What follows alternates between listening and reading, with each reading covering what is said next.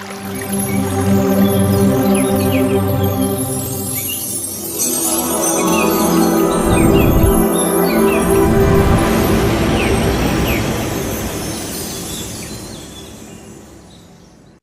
ಮೊದಲನೇದಾಗಿ ನನಗೆ ಜನ್ಮ ನೀಡಿದ ನನ್ನ ತಂದೆ ತಾಯಿಗಳಿಗೆ, ಬ್ರಹ್ಮರ್ಷಿ ಪಿತಾಮಹ ಪತ್ರಿಜಿ ಅವರಿಗೂ, ನನ್ನ ಮೊದಲನೇ ಗುರುವಾದ ಮನೋರಮಾ ಮೇಡಮ್ ಅವರಿಗೂ, ನಮ್ಮ ಮಾರ್ಗದರ್ಶನ ಗುರುಗಳಾದ ಪ್ರೇಮ್ನಾಥ್ ಸರ್ ಹಾಗೂ ಎಲ್ಲ ಪಿರಮಿಡ್ ಮಾಸ್ಟರ್ಸಿಗೂ, ರಂಗನಾಥ್ ಸರ್ ಅವರಿಗೂ ಮತ್ತು ನನಗೆ ಅವಕಾಶವನ್ನ ನೀಡಿದ ಅವರ ಸಂಪೂರ್ಣ ಟೀಮ್ಗೂ ನನ್ನ ಅನಂತ ವಂದನೆಗಳು ಹಾಗೂ ಧನ್ಯವಾದಗಳು. ಹಾಗೂ ಈ ದಿನ ಈ ಝೂಮ್ ಸೆಷನ್ ಅಲ್ಲಿ ಈ ಕಾರ್ಯಕ್ರಮವನ್ನು ವೀಕ್ಷಿಸುತ್ತಿರುವ ಎಲ್ಲ ಆತ್ಮ ಬಂಧುಗಳಿಗೆ ನನ್ನ ನಮಸ್ಕಾರಗಳು. ಕಳೆದ ಸಂಚಿಕೆಯಲ್ಲಿ ಊರ್ವ ಕೆಟ್ಟ ಕನಸು ಏನು, ಮತ್ತೆ ಬಾಬಾ ಆತನಿಗೆ ಎಲ್ಲಿಯವರೆಗೆ ನಿನ್ನ ಕನಸು ಸ್ಪಷ್ಟವಾಗಿ ಗೊತ್ತಾಗತ್ತೋ ಅದರಲ್ಲಿನ ಅರ್ಥವನ್ನ ನೀ ಗ್ರಹಿಸಬಲ್ಲೆ, ಆಗ ನಿನಗೆ ಆ ಕೆಟ್ಟ ಕನಸುಗಳಿಂದ ವಿಮುಕ್ತಿ ಸಿಗುತ್ತೆ ಅಂತ ಹೇಳಿದ್ರು. ಆದ್ರಿಂದ ಯಾವಾಗ ವಿಮುಕ್ತಿ ಸಿಗುತ್ತಾ ಅಂತ ಊರ್ವ ಚಿಕ್ಕ ವಯಸ್ಸಿನಿಂದ ಎದುರು ನೋಡ್ತಾ ಇರ್ತಾನೆ. ಊರ್ವ ಮತ್ತೆ ಬಾಬಾ ಇಬ್ರು ಜೊತೆಯಲ್ಲಿದ್ದಾಗ ಊರ್ವ ಆ ಕನಸಿನ ಬಗ್ಗೆ ಮತ್ತೆ ವಿವರಣೆ ಕೊಡ್ತಾ ಇದ್ದಾನೆ. ಆ ಜಲಕನ್ಯೆ ಮತ್ತೆ ನನ್ನನ್ನ ನೀರಲ್ಲಿ ಎಳೆದುಕೊಂಡು ಹೋದ್ಲು, ಅವರ ಸಾಮ್ರಾಜ್ಯಕ್ಕೆ ಕರೆದುಕೊಂಡು ಹೋದ್ಲು ಅಂತ ಕನಸನ್ನೆಲ್ಲ ವಿವರಿಸ್ತಾನೆ. ಬಾಬಾ ಕೇಳ್ತಾರೆ, ಮತ್ತೆ ನಿನ್ನ ಮನಸ್ಸಿನಲ್ಲಿ ಆ ಜಲಕನ್ಯೆಯನ್ನ ಬೈದುಕೊಳ್ತಾ ಇದೆಯಲ್ವಾ? ಆದ್ರೆ ಊರ್ವ ಸಮಾಧಾನ ಬಾಬಾರನ್ನ ಆಶ್ಚರ್ಯಗೊಳಿಸುತ್ತೆ.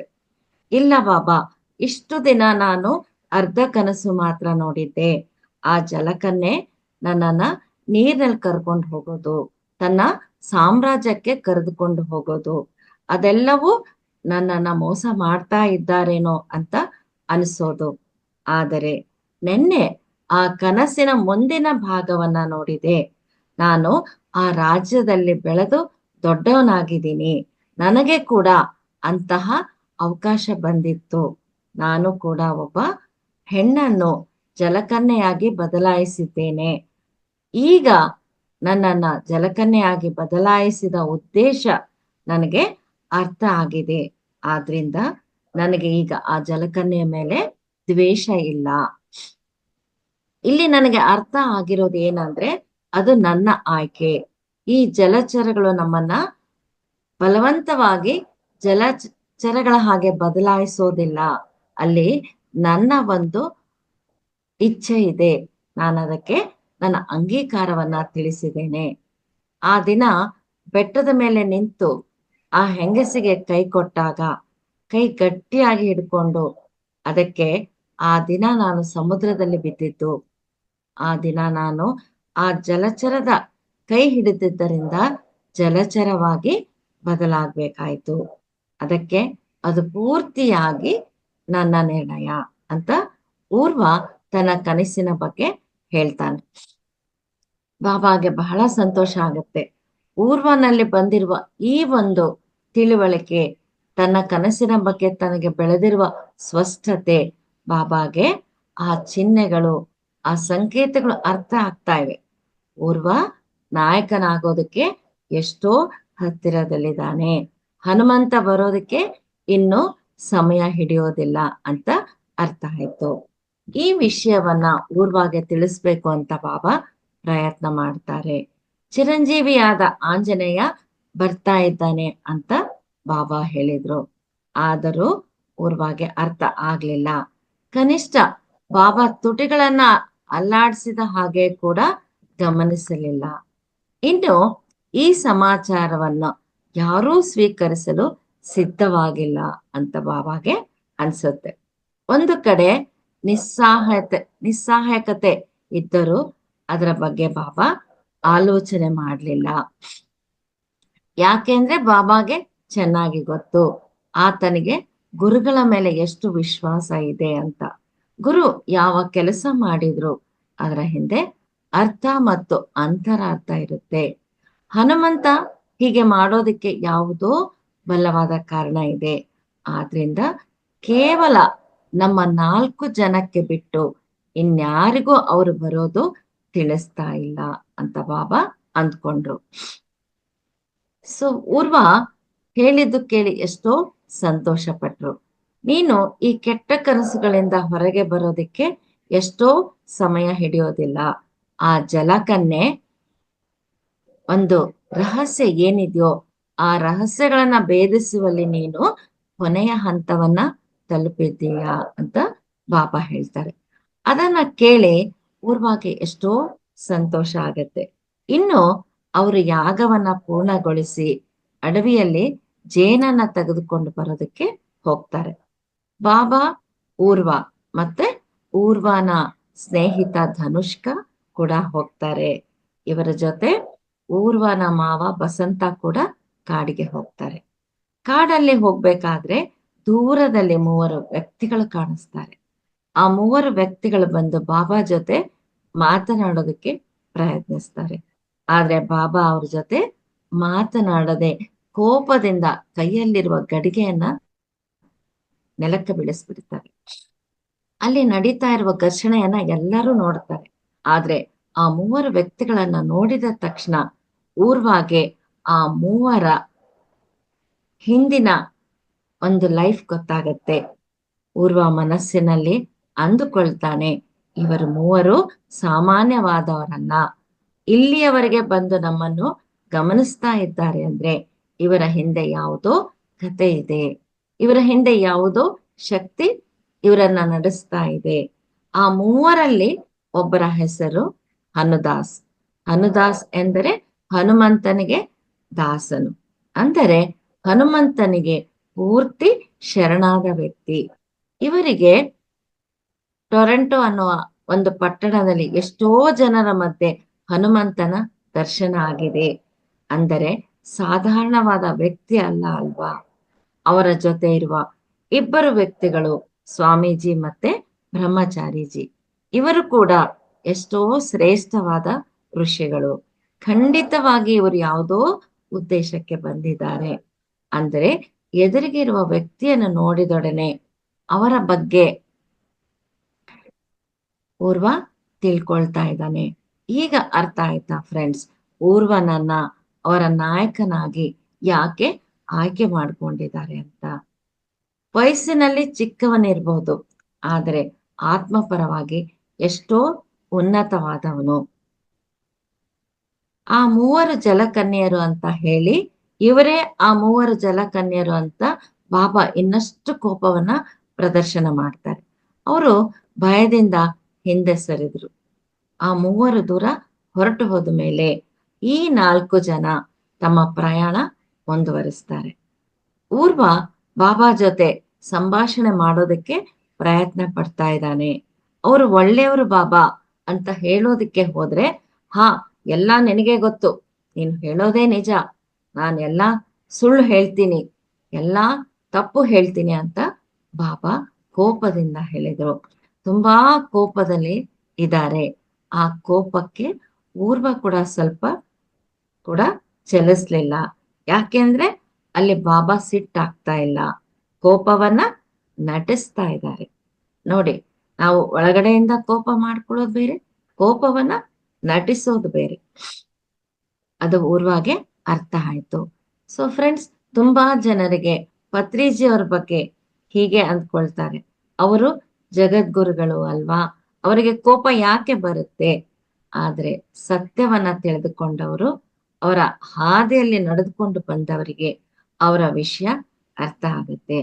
ಪತ್ರಿಜಿ ಕೋಪ ಮಾಡ್ಕೊಳ್ಳಲ್ಲ, ಕೋಪಗೊಂಡವರ ಹಾಗೆ ನಟನೆ ಮಾಡ್ತಾರೆ. ನಮಗೆ ಗೊತ್ತಿಲ್ಲದ ಎಷ್ಟೋ ವಿಷಯಗಳು ಅವರಿಗೆ ಗೊತ್ತು. ನಾವು ನೋಡೋದಿಕ್ಕೆ ಆಗದ ಎಷ್ಟೋ ದೃಶ್ಯಗಳನ್ನ ಅವರು ನೋಡಿದ್ದಾರೆ, ನೋಡ್ತಾ ಇದ್ದಾರೆ. ಆದ್ದರಿಂದ ಆ ಸಮಯದಲ್ಲಿ ಆ ಸಂದರ್ಭಕ್ಕನುಸಾರವಾಗಿ ಅವರು ಕೋಪವನ್ನ ನಟಿಸ್ತಾರೆ. ಅದೇ ರೀತಿಯಾಗಿ ಬಾಬಾ ಕೂಡ ಕೋಪವನ್ನ ನಟಿಸ್ತಾ ಇರುವ ವಿಷಯ ಊರ್ವಾಗೆ ಗೊತ್ತಾಯ್ತು. ಆದ್ದರಿಂದ ಬಾಬಾ ಹೇಗೇ ಇದ್ರು ಊರ್ವ ಸೈಲೆಂಟ್ ಆಗಿದ್ದಾನೆ. ಸ್ವಲ್ಪ ದೂರ ಹೋದ ಮೇಲೆ ಬಾಬಾ ಅವರನ್ನ ನೋಡಿ, ಕೋಪವನ್ನ ಚೆನ್ನಾಗಿ ನಟನೆ ಮಾಡಿದ್ರಿ ಅಂತ ಊರ್ವ ಹೇಳ್ತಾನೆ. ಇವರ ಸಂಭಾಷಣೆಯನ್ನ ಕೇಳಿದರೂ ಕೇಳದ ಹಾಗೆ ವಸಂತ ಮತ್ತು ತನುಷ್ಕ ಸ್ವಲ್ಪ ದೂರ ಹೋಗ್ತಾ ಇದ್ದಾರೆ. ಊರ್ವ ಬಾಬಾಗೆ ಕೇಳ್ತಾನೆ, ಬಾಬಾ, ಆ ಮೂವರಲ್ಲಿ ನಿಮಗೆ ನಿಜವಾಗಿ ಜಲಕನ್ಯರು ಕಾಣಿಸಿದ್ರ ಅಂತ. ಆಗ ಬಾಬಾ ಹೇಳ್ತಾರೆ, ಈ ಪ್ರಪಂಚದಲ್ಲಿ ನಾವು ಯಾವುದಕ್ಕೆ ಅಟ್ಯಾಚ್ ಆಗ್ತೀವೋ ಅವರೆಲ್ಲರೂ ಜಲಕನ್ಯರೇ. ಅವರಿಂದ ಕೆಟ್ಟ ಕರ್ಮ ಟ್ರಾನ್ಸ್ಫರ್ ಆಗುತ್ತೆ. ಇರ್ತಾ ಇರ್ತಾ ನಾವು ಕೂಡ ಆ ಸಮುದ್ರದಲ್ಲಿ ಮುಳುಗಿ ಹೋಗ್ತೀವಿ ಅಂತ ಬಾಬಾ ಹೇಳ್ತಾರೆ. ಆಗ ಊರ್ವ ಕೇಳ್ತಾನೆ, ಬಾಬಾ, ಅವ್ರು ಯಾರೋ ನಿಮಗೆ ಗೊತ್ತಿಲ್ಲ, ಅವರ ಜೊತೆ ನಿಮ್ಮ ಅಟ್ಯಾಚ್ಮೆಂಟ್ ಇಲ್ಲ, ಅವರು ನಿಮ್ಮ ಸ್ನೇಹಿತರು ಅಲ್ಲ, ಮತ್ತೆ ಅವರ ನಿಮ್ಮ ನಡುವೆ ಸಂಬಂಧ ಏನು, ಅವರಿಂದ ಕೆಟ್ಟ ಕರ್ಮ ಹೇಗೆ ನಮಗೆ ಟ್ರಾನ್ಸ್ಫರ್ ಆಗುತ್ತೆ ಅಂತ ಊರ್ವ ಕೇಳ್ತಾನೆ. ಆಗ ಬಾಬಾ ಹೇಳ್ತಾರೆ, ಕೋಪ ಕೂಡ ಒಂದು ಕನೆಕ್ಷನ್. ಕೋಪದ ಮುಖಾಂತರ ಆತ್ಮದ ಜೊತೆ ಕನೆಕ್ಷನ್ ಸೃಷ್ಟಿ ಮಾಡ್ಕೊಳ್ತೀವಿ. ಅದರ ಮೂಲಕ ಕೂಡ ಕೆಟ್ಟ ಕರ್ಮ ಅನ್ನೋದು ಟ್ರಾನ್ಸ್ಫರ್ ಆಗುತ್ತೆ. ಇದರಿಂದ ನಾವು ಏನು ಅರ್ಥ ಮಾಡ್ಕೋಬೇಕು ಅಂದ್ರೆ, ಒಬ್ಬ ವ್ಯಕ್ತಿಯ ಮೇಲೆ ಕೋಪ ಇದ್ದರೆ ಅಥವಾ ಒಬ್ಬ ವ್ಯಕ್ತಿಯನ್ನು ದ್ವೇಷ ಮಾಡ್ತಾ ಇದ್ರೆ, ಆ ಕೋಪ ದ್ವೇಷ ಅನ್ನುವ ಮಾಧ್ಯಮದಿಂದ ಆ ವ್ಯಕ್ತಿಯ ಜೊತೆ ಕೆಟ್ಟ ಕರ್ಮದ ಸಂಬಂಧ ಸೃಷ್ಟಿ ಆಗತ್ತೆ, ಸೃಷ್ಟಿ ಮಾಡ್ಕೊಳ್ತೀವಿ. ಊರ್ವ ಬಾಬಾರನ್ನ ಕೇಳ್ತಾನೆ, ಬಾಬಾ, ಧನುಷ್ಕ ನನ್ನ ಒಳ್ಳೆಯ ಸ್ನೇಹಿತ, ಅವನ ಮೇಲೆ ನನಗೆ ಎಷ್ಟೋ ಅಟ್ಯಾಚ್ಮೆಂಟ್ ಇದೆ, ಅವನು ಕೂಡ ತನ್ನ ಕೆಟ್ಟ ಕರ್ಮಗಳನ್ನ ನನಗೆ ಟ್ರಾನ್ಸ್ಫರ್ ಮಾಡ್ತಾನ. ಪ್ರಪಂಚದಲ್ಲಿ ಯಾವುದಕ್ಕೆ ಅಟ್ಯಾಚ್ ಆದರೂ ಕೂಡ ಕೆಟ್ಟ ಕರ್ಮಗಳು ಟ್ರಾನ್ಸ್ಫರ್ ಆಗತ್ತೆ ಅಂತ ಬಾಬಾ ಹೇಳ್ತಾರೆ. ಹಾಗೆ ಅವರು ಗಿಡಗಳ ಹತ್ರ ಹೋಗಿ ಜೇನನ್ನ ಸಂಗ್ರಹಿಸ್ತಾ ಮಾತನಾಡ್ತಾ ಇರ್ತಾರೆ. ಊರ್ವ ಕೇಳ್ತಾನೆ, ಒಬ್ಬರ ಮೇಲೆ ಅಟ್ಯಾಚ್ಮೆಂಟ್ ಇರ್ಬೇಕು ಅಂದ್ರೆ ಅದು ಮ್ಯೂಚುವಲ್ ಆಗಿ ಇರ್ಬೇಕಲ್ವಾ, ಅಂದ್ರೆ ಇಬ್ರಲ್ಲೂ ಇರ್ಬೇಕಲ್ವಾ. ಈಗ ನಾನು ಕೆಟ್ಟ ಕರ್ಮಗಳನ್ನ ಟ್ರಾನ್ಸ್ಫರ್ ಮಾಡ್ತಾ ಇದ್ದೀನಿ ಅಂದ್ರೆ ಅವರಿಂದ ಕೆಟ್ಟ ಕರ್ಮಗಳು ಟ್ರಾನ್ಸ್ಫರ್ ಆಗತ್ತೆ ಅಲ್ವಾ. ಆಗ ಬಾಬಾ ಹೇಳ್ತಾರೆ, ಯಾರಾದರೆ ಎಮೋಷನ್ಸ್ ತೋರಿಸ್ತಾ ಇದ್ದಾರೋ, ಭಾವನೆಗಳನ್ನ ತೋರಿಸ್ತಾ ಇದ್ದಾರೋ, ಅದು ಅವರ ಕಡೆಯಿಂದ ಇರುತ್ತೆ. ಆಗ ಊರ್ವ ಒಂದು ಒಳ್ಳೆಯ ಎಕ್ಸಾಂಪಲ್ ಹೇಳ್ತಾನೆ. ಒಬ್ಬ ವ್ಯಕ್ತಿ ಮಹಾನ್ ಸಂಗೀತಕಾರನಿದ್ದಾನೆ ಅಂದ್ರೆ ಅವನು ಸಂಗೀತವನ್ನ ನುಡಿಸ್ತಾ ಇರ್ತಾನೆ. ಆತನಿಗೆ ಎಷ್ಟೋ ಜನ ಅಭಿಮಾನಿಗಳಿರ್ತಾರೆ. ಆ ಸಂಗೀತಕಾರನಂದ್ರೆ ಎಷ್ಟೋ ಜನರಿಗೆ ಇಷ್ಟ, ಹುಚ್ಚು. ಆ ಅಭಿಮಾನಿಗಳಿಗೆ ಅವನ ಮೇಲೆ ಅಷ್ಟೊಂದು ಅಟ್ಯಾಚ್ಮೆಂಟ್ ಇದೆ ಅಂದ್ರೆ ಆ ಸಂಗೀತಕಾರನ ಕೆಟ್ಟ ಕರ್ಮ ಆ ಅಭಿಮಾನಿಗಳಿಗೆ ಟ್ರಾನ್ಸ್ಫರ್ ಆಗುತ್ತೆ. ಆದರೆ ಆ ಅಭಿಮಾನಿಗಳಿಂದ ಸಂಗೀತಕಾರನಿಗೆ ಏನೂ ಎಫೆಕ್ಟ್ ಆಗುವುದಿಲ್ಲ. ಸೊ ಈ ಕರ್ಮ ಅನ್ನೋದು ಹೀಗೆ ಕೆಲಸ ಮಾಡುತ್ತೆ ಅಂತ ಬಾಬಾ ಹೇಳ್ತಾರೆ. ಆದರೂ ಕೂಡ ಊರ್ವಾಗೆ ಆ ಕರ್ಮದ ಮೇಲೆ ಪೂರ್ತಿ ಅವಗಾಹನೆ ಬರುವುದಿಲ್ಲ. ಅದು ಅವನ ಮುಖದ ಮೇಲೆ ಕಾಣಿಸುತ್ತೆ. ಅವನ ಮುಖವನ್ನ ನೋಡಿ ಬಾಬಾ ಹೇಳ್ತಾರೆ, ಅದೆಲ್ಲವನ್ನ ಅರ್ಥ ಮಾಡಿಕೊಳ್ಳುವ ಸಮಯ ಬರುತ್ತೆ ಅಂತ ಹೇಳಿದ್ರು. ನೋಡಿ ಫ್ರೆಂಡ್ಸ್, ನಮಗೂ ಇದೆಲ್ಲ ಕೇಳ್ತಾ ಇದ್ರೆ ಎಷ್ಟೋ ವಿಚಿತ್ರ ಅನಿಸ್ತಾ ಇದೆ. ಭಾವನೆಗಳೇ ಇರಬಾರ್ದ ಅಂತ ನಮ್ಗೆ ಅನ್ಸುತ್ತೆ. ಆದ್ರೆ ಇಲ್ಲಿ ನಾವು ಒಂದನ್ನ ಅರ್ಥ ಮಾಡ್ಕೋಬೇಕು. ನಾವು ಈ ಒಂದು ಭೂಮಿಯ ಮೇಲೆ ಇದ್ದೀವಿ ಅಂದ್ರೆ ಮಾಯಾ ಪ್ರಪಂಚದಲ್ಲಿ ಇದ್ದೀವಿ. ಅಂದ್ರೆ ನಮಗೆ ಭಾವನೆಗಳಿವೆ, ಎಲ್ಲಾ ರೀತಿಯ ಪ್ರೀತಿ, ಆನಂದ, ಒಂದು ಭಕ್ತಿ, ಎಲ್ಲಾ ರೀತಿಯ ಭಾವನೆಗಳು ನಮ್ಮಲ್ಲಿ ಬರ್ತಾ ಇರುತ್ತೆ. ಕೋಪ ಬರ್ತಾ ಇರುತ್ತೆ, ಅಭಿಮಾನ ಇರುತ್ತೆ. ಆದ್ರೆ ಇಲ್ಲಿ ಬಾಬಾ ಏನು ಹೇಳ್ತಾರಂದ್ರೆ, ಯಾವಾಗ ನಿಮ್ಮಲ್ಲಿ ಎಮೋಷನ್ಸ್ ಇವೆ, ಭಾವೋದ್ವೇಗಗಳಿದಾವೆ, ನಿಮ್ಗೆ ಕರ್ಮ ಬರುತ್ತೆ. ಅಂದ್ರೆ ಅದು ನಿಜ. ಆದ್ರೆ ಅದನ್ನ ನಾವು ಯಾವಾಗ ಧ್ಯಾನ ಸಾಧನೆಯನ್ನ ಮಾಡ್ತಾ ಮಾಡ್ತಾ ಮಾಡ್ತಾ ನಿಧಾನವಾಗಿ ಎಲ್ಲದರಿಂದ ನಾವು ಡಿಟ್ಯಾಚ್ ಆಗ್ತಾ ಬರ್ತೀವಿ. ಅದು ಅಷ್ಟು ಸುಲಭ ಅಲ್ಲ. ಅದಕ್ಕೋಸ್ಕರ ನಾವು ಎಷ್ಟೋ ಜನ್ಮಗಳನ್ನ ತಗೋಬೇಕಾಗತ್ತೆ. ಇವರು ಹೇಳಿದ ತಕ್ಷಣ ನಾವು ಭಾವನಾರಹಿತರಾಗಿ ಇರೋದಕ್ಕೆ ಸಾಧ್ಯವಾಗೋದಿಲ್ಲ ಅಂತ ನಾವು ಅರ್ಥ ಮಾಡ್ಕೋಬೇಕು. ಆದ್ರೆ ಈ ಧ್ಯಾನದ ಹಾದಿಯಲ್ಲಿದ್ದಾಗ, ಈ ಸತ್ಸಂಗಗಳನ್ನ ಕೇಳ್ತಾ ಜ್ಞಾನವನ್ನ ತಿಳ್ಕೊಳ್ತಾ ಇದ್ದಾಗ ನಮ್ಮಲ್ಲಿ ಭಾವೋದ್ವೇಗಗಳು ಕಡಿಮೆ ಆಗುತ್ತೆ. ಸೊ ಇದ್ದಕ್ಕಿದ್ದಂತೆ ಊರ್ವ ಅದು ಅಲ್ಲಿ ಜಲಕನ್ನೆ ಇದ್ದಾಳೆ ಅಂತ ತೋರಿಸ್ತಾನೆ. ಅಲ್ಲಿ ಒಂದು ನಾಯಿ ಸತ್ತು ಬಿದ್ದಿರುತ್ತೆ. ಅದಕ್ಕೆ ಪೂರ್ತಿಯಾಗಿ ಹುಳ ಹತ್ಕೊಂಡ್ಬಿಟ್ಟಿರುತ್ತೆ. ಅದನ್ನ ತೋರಿಸಿ ಊರ್ವ ಅದೇ ಜಲಕನ್ಯೆ ಅಂತ ಹೇಳ್ತಾನೆ. ಅದನ್ನ ಕೇಳಿ ಬಾಬಾಗೆ ಕುತೂಹಲ ಆಗತ್ತೆ, ಸಂತೋಷ ಆಗತ್ತೆ. ಅಷ್ಟಕ್ಕೂ ಊರ್ವ ಏನನ್ನ ಗುರ್ತಿಸ್ತಾ ಇದ್ದಾನೆ? ಆ ನಾಯಿಯ ಬಗ್ಗೆ ಅವನು ತೋರಿಸಿದ ದಯೆ, ಅದು ಒಂದು ಭಾವೋದ್ವೇಗ. ಸೊ ಫ್ರೆಂಡ್ಸ್, ಇಲ್ಲಿ ಜಲಕನ್ಯೆ ಕೆಟ್ಟ ಕನಸಿನ ಮೂಲಕ ಏನನ್ನ ತಿಳಿಸೋದಕ್ಕೆ ಪ್ರಯತ್ನ ಪಡ್ತಾ ಇದ್ದಾರೆ ಅಂದ್ರೆ, ನಮ್ಮಲ್ಲಿರುವ ಭಾವೋದ್ವೇಗಗಳ ಕಾರಣದಿಂದ ನಾವು ಹೇಗೆ ಅಟ್ಯಾಚ್ ಆಗ್ತೀವಿ, ಆ ಅಟ್ಯಾಚ್ಮೆಂಟ್ ನಮ್ಮನ್ನ ಎಲ್ಲಿಗೆ ತಗೊಂಡು ಹೋಗುತ್ತೆ. ಸೊ ಫ್ರೆಂಡ್ಸ್, ಊರ್ವ ಆ ನಾಯಿಯ ಸ್ಥಿತಿಯನ್ನ ನೋಡಿ ಅದರ ಮೇಲೆ ದಯೆ ತೋರಿಸ್ತಾನೆ. ಆ ದಯೆಯ ಕಾರಣದಿಂದ ಅಟ್ಯಾಚ್ಮೆಂಟ್, ಆ ಅಟ್ಯಾಚ್ಮೆಂಟ್ ನಮ್ಮ ಬ್ಯಾಡ್ ಕರ್ಮ ಆಗತ್ತೆ. ಆದ್ದರಿಂದ ಮಾತಂಗರು ಯಾವ ಒಂದು ಅಟ್ಯಾಚ್ಮೆಂಟ್ಗೆ ಒಳಗಾಗೋದಿಲ್ಲ, ಮೋಹಕ್ಕೆ ಒಳಗಾಗೋದಿಲ್ಲ. ತಮ್ಮದೇ ಆದ ಒಂದು ಪ್ರಪಂಚವನ್ನ ಸೃಷ್ಟಿ ಮಾಡ್ಕೊಂಡಿರ್ತಾರೆ. ಹೊರಗಿನವರನ್ನ ಯಾರನ್ನೂ ಅವ್ರ ಒಳಗೆ ಅಲೋ ಮಾಡುವುದಿಲ್ಲ. ಊರ್ವಾಗೆ ಚಿಕ್ಕ ವಯಸ್ಸಿನಿಂದ ಒಂದು ಆಸೆ ಇರೋದು, ಈ ಅಡವಿ ದಾಟಿ ಹೊರಗೆ ಹೋದ್ರೆ ಹೊರಗಿನ ಪ್ರಪಂಚ ಹೇಗಿರುತ್ತೆ ನೋಡ್ಬೇಕು ಅಂತ. ಆದ್ರೆ ಬಾಬಾ ತುಂಬಾ ಸ್ಟ್ರಿಕ್ಟ್ ಆಗಿ ಇರ್ತಾ ಇದ್ರು, ಹೊರಗೆ ಹೋಗೋದಕ್ಕೆ ಪರ್ಮಿಷನ್ ಕೊಡ್ತಾ ಇರ್ಲಿಲ್ಲ. ಈ ಮಾತಂಗರ ಸಮೂಹ ಏನಿದೆಯೋ ಅವರು ಪೂರ್ತಿ ಒಂದು ಅರಿವಿನಿಂದ ಇರ್ತಾರೆ, ಹನುಮಂತನ ಜೊತೆ ಕೂಡಿ ಇರ್ತಾರೆ. ಆದ್ದರಿಂದ ಎಂತಹ ಮಾಯ ಪ್ರಭಾವ ಅವರ ಮೇಲೆ ಬೀರೋದಿಲ್ಲ. ಆದ್ದರಿಂದ ಅವರ ಮಧ್ಯೆ ನಡೆಯುವ ಸಂಭಾಷಣೆ ತುಂಬಾ ಪ್ಯೂರ್ ಆಗಿರುತ್ತೆ. ಅವರ ಮಧ್ಯೆ ಎಂತಹ ಬ್ಯಾಡ್ ಕರ್ಮ ಟ್ರಾನ್ಸ್ಫರ್ ಆಗೋದಿಲ್ಲ. ಯಾವಾಗ ಹೊರಗಿನ ಪ್ರಪಂಚದಿಂದ ಯಾರಾದರೂ ಒಬ್ಬ ವ್ಯಕ್ತಿ ಇವರ ಸಮೂಹದೊಳಗೆ ಬಂದ್ರೆ ಇವರ ಸಮೂಹ ಕಲುಷಿತವಾಗತ್ತೆ ಅಂತ ನಂಬ್ತಾರೆ. ಆದ್ರಿಂದ ಯಾರನ್ನೂ ಅವರು ಒಳಗಡೆ ಸೇರಿಸ್ಕೊಳ್ಳೋದಿಲ್ಲ.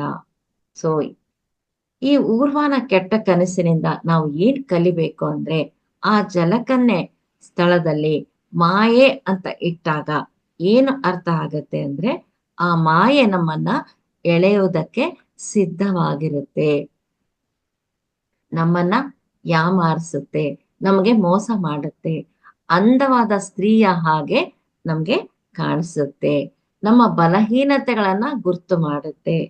ಯಾವಾಗ ನಾವು ಆ ಮಾಯೆಗೆ ಒಳಗಾಗೋದಕ್ಕೆ ಅಂಗೀಕಾರ ತಿಳಿಸ್ತೀವೋ, ಯಾವಾಗ ಆ ಮಾಯೆ ಹಿಡಿದುಕೊಂಡಿರೋ ಕೊಂಡಿ ಬಿಡೋದಿಲ್ವೋ, ಆಗ ನೆಮ್ಮದಿಯಾಗಿ ನಾವು ಸಮುದ್ರದಲ್ಲಿ ಬಿದ್ದು ಹೋಗ್ತೀವಿ.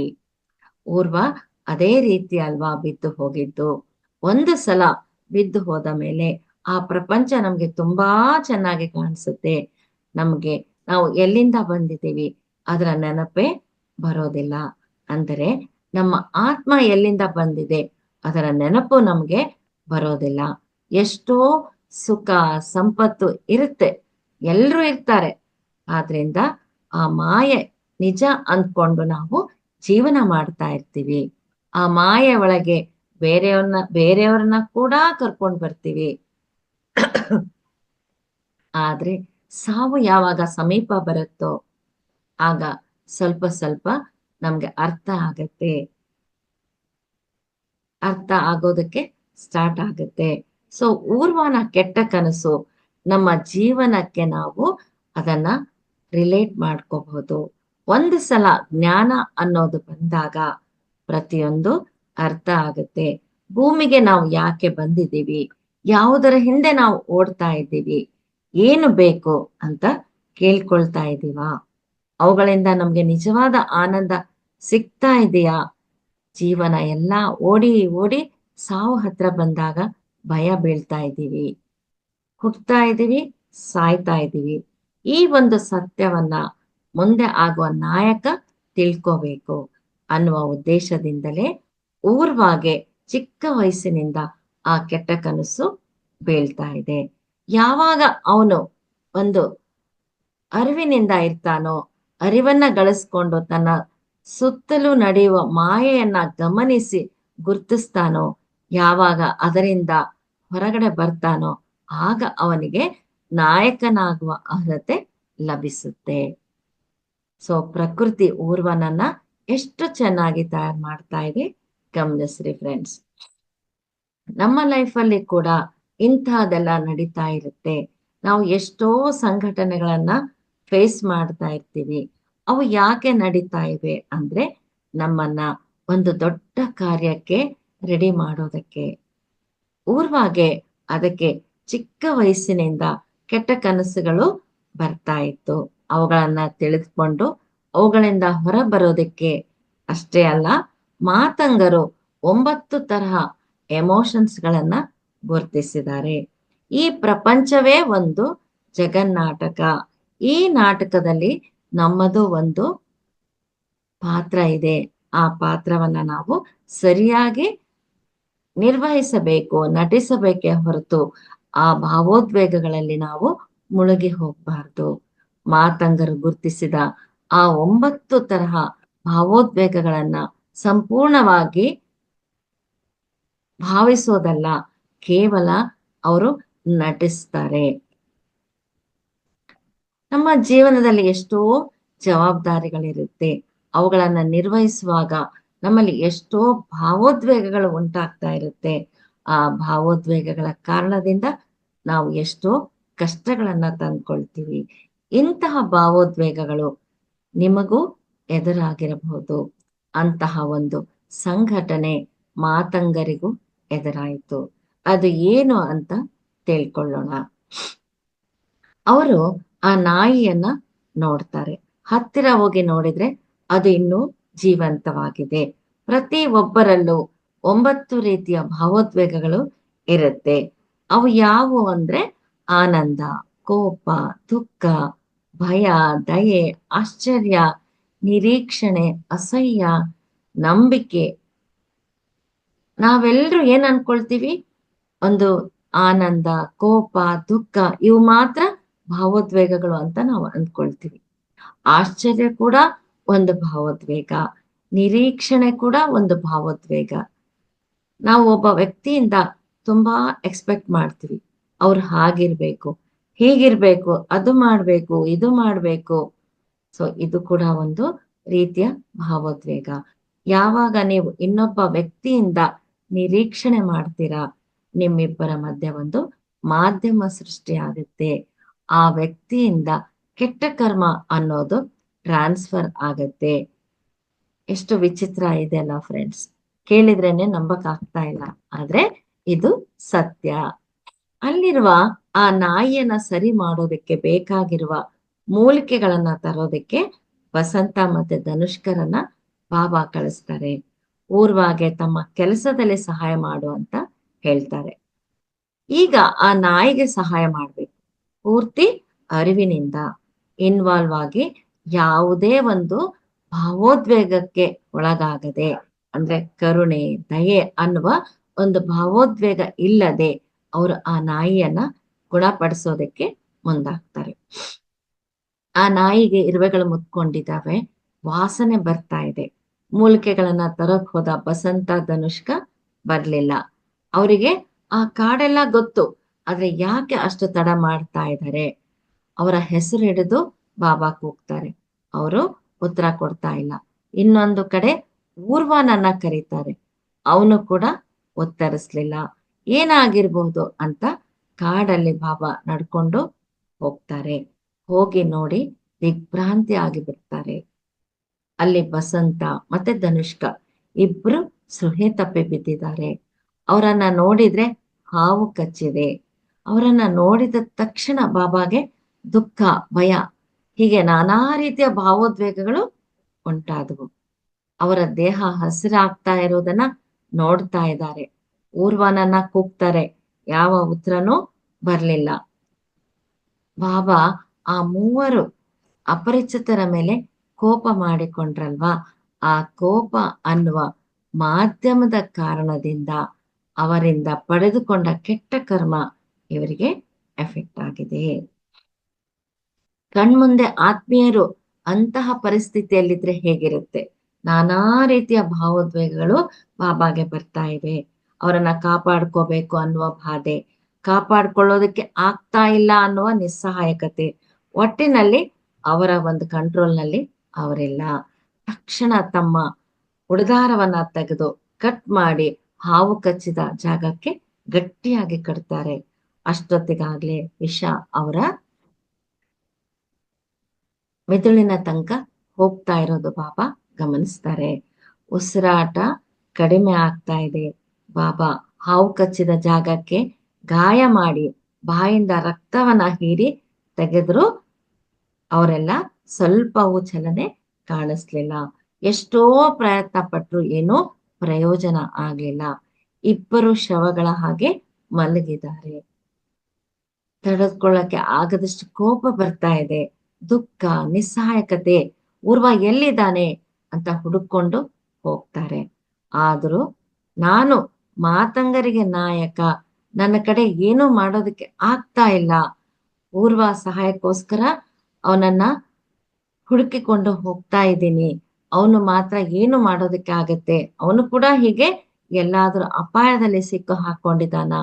ಹೀಗೆ ಎಷ್ಟೋ ಆಲೋಚನೆಗಳು. ಅಷ್ಟರಲ್ಲಿ ದೂರದಲ್ಲಿ ಒಂದು ಕೋತಿ ಕಾಣಿಸುತ್ತೆ. ಆ ಕೋತಿಯ ಕೈಯಲ್ಲಿ ಹಾವಿನ ವಿಷ ತೆಗೆಯೋ ಮೂಲಿಕೆಗಳಿದ್ವು. ಆಗ ಬಾಬಾಗೆ ಅರ್ಥ ಆಯ್ತು, ಅಲ್ಲಿಯವರೆಗೆ ಆ ಮಾತಂಗ ಸಮೂಹದಲ್ಲಿ ಒಬ್ಬರು ಕೂಡ ಹಾವು ಕಚ್ಚಿ ಸತ್ತಿಲ್ಲ. ಪಶು ಪಕ್ಷಿಗಳ ಜೊತೆ ಅನ್ಯೋನ್ಯ ಸಂಬಂಧ ಇರುತ್ತೆ.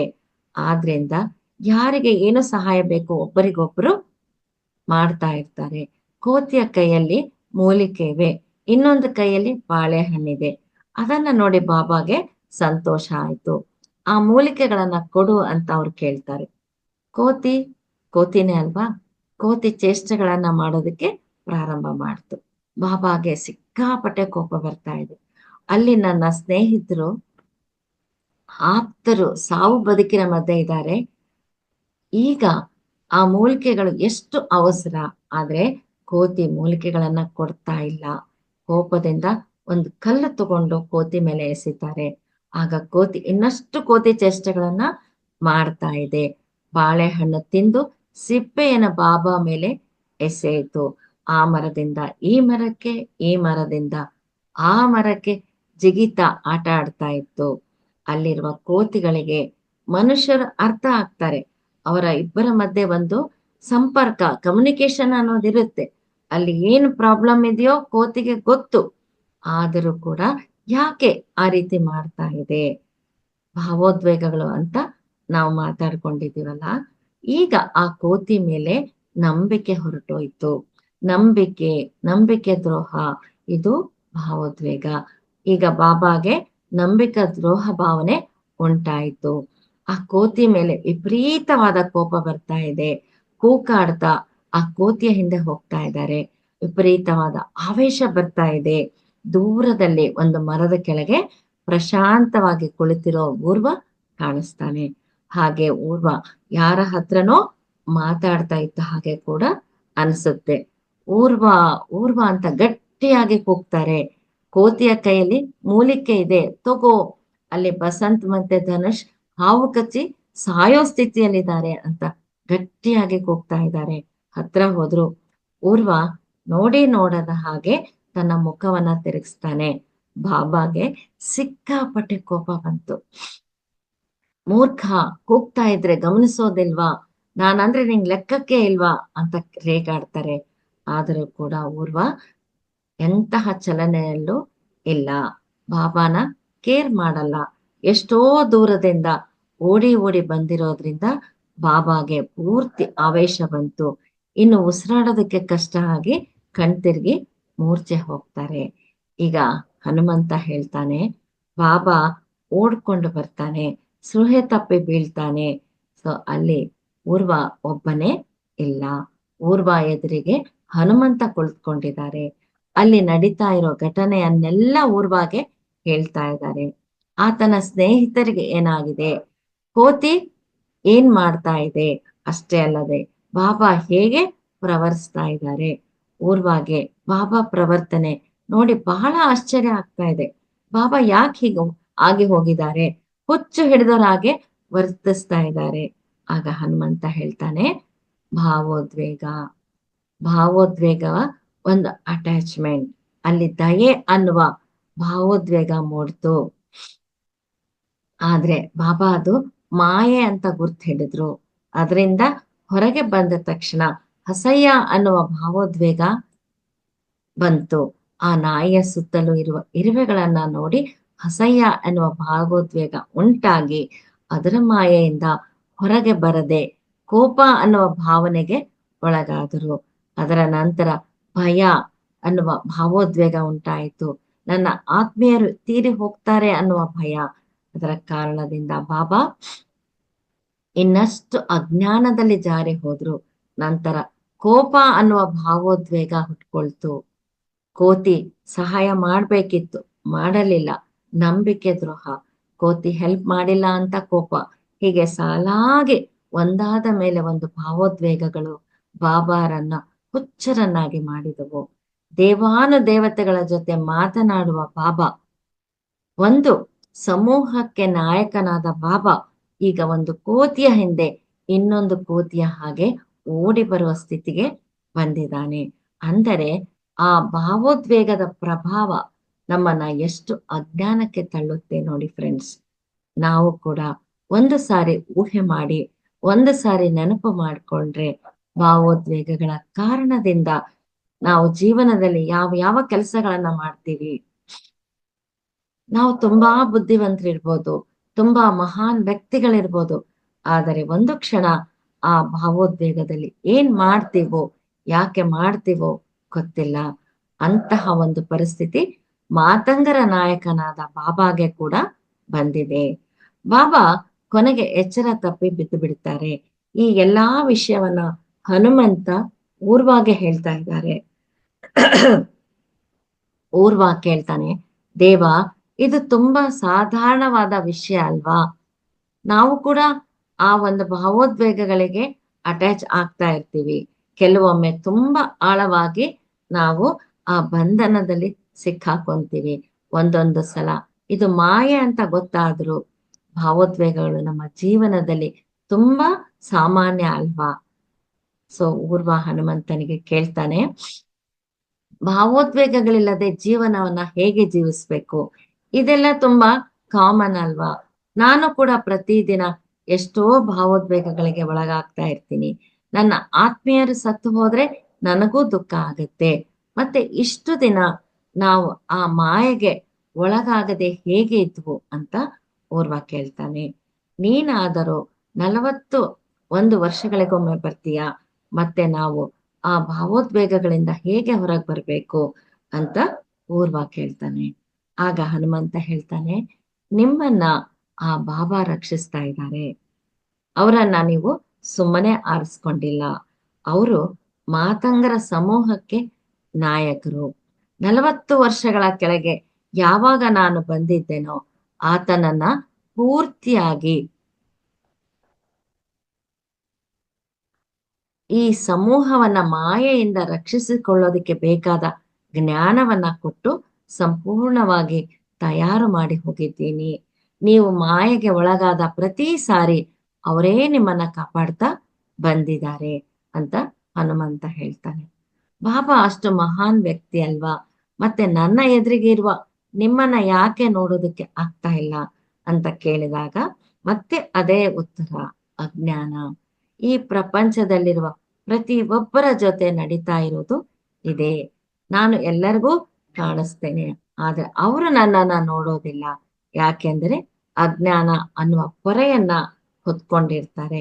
ಯಾವಾಗ ಆ ಮಾಯೆಯ ಪೊರೆಯನ್ನ ಕಳಚ್ಕೊಂಡು ಅಜ್ಞಾನದ ಪೊರೆಯನ್ನ ದಾಟುಕೊಂಡು ಬರ್ತಾರೋ ಆಗ ನಾನು ಅವರಿಗೆ ಕಾಣಿಸ್ತೇನೆ ಅಂತ ಹನುಮಂತ ಹೇಳ್ತಾರೆ. ಈಗ ನನ್ನ ಕರ್ತವ್ಯ ಏನು ದೇವ ಅಂತ ಊರ್ವ ಕೇಳ್ತಾನೆ. ಆಗ ಹನುಮಂತ ಹೇಳ್ತಾನೆ, ಒಂದು ವೇಳೆ ಇದೇ ಪರಿಸ್ಥಿತಿ ನಿನಗೆ ಬಂದರೆ ನೀನು ಇದನ್ನ ಯಾವ ರೀತಿಯ ಹ್ಯಾಂಡಲ್ ಮಾಡ್ತೀಯ? ಆಗ ಊರ್ವ ಸಿಂಪಲ್ ಆಗಿ, ನಾನು ಅದರಲ್ಲಿ ಬೀಳದೆ ಅದಕ್ಕೆ ಬೇಕಾಗಿರುವ ಪರಿಷ್ಕಾರವನ್ನ ಹುಡುಕ್ತೀನಿ ಅಂತ ಹೇಳ್ತಾನೆ.